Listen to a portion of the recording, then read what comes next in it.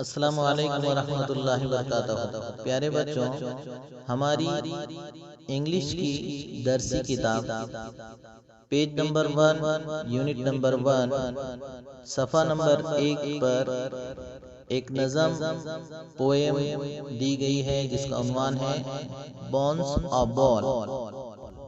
اس نظم میں رینا، وینا اور ساگر نام کے 3 اسٹوڈنٹس اپنے ٹیچر کے ساتھ بال گیند اچھالنے کا کھیل کھیل رہے ہیں۔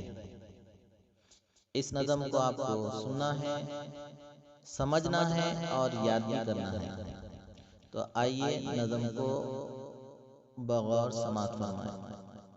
Bounce a ball to Rina, bounce a ball to Rina.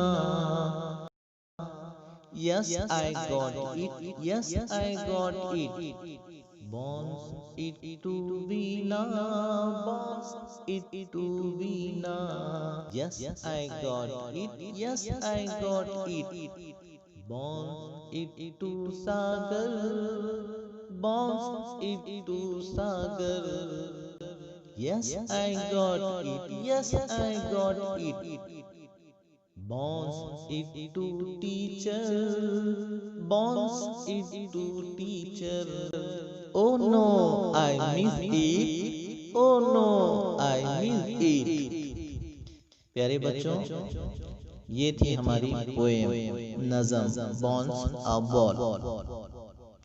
اس میں بہت سارے الفاظ آپ کے لیے نئے ہیں، جیسے بونس۔ بونس یہ لفظ کے معنی ہوتے ہیں اچھالنا۔ بال آپ کو پتا ہے گیند، بال یعنی گیند۔ گاٹ یعنی ملا یا حاصل ہوا۔ اٹ یعنی وہ۔ ٹیچر استاد۔ یس یعنی ہاں۔ نو یعنی نہیں۔ مزد یعنی چھوٹ جانا، یعنی نشانہ خطا ہونا یا نشانہ خطا ہوا، اس طرح سے یہ کہہ سکتے ہیں۔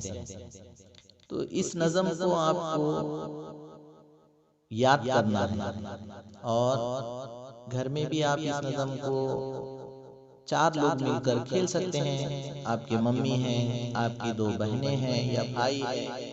اس طرح آپ ایک گیند لے کر ایک دوسرے کے پاس باؤنس کرنے کا کھیل کھیل سکتے ہیں اور لطف اندوز ہو سکتے ہیں، مزہ لے سکتے ہیں۔ آپ اس نظم کو یاد کریں، کھیلیں، اور اس میں جو الفاظ آئے ہیں ان کے بھی معنی یاد رکھیں۔ اوکے، اللہ حافظ۔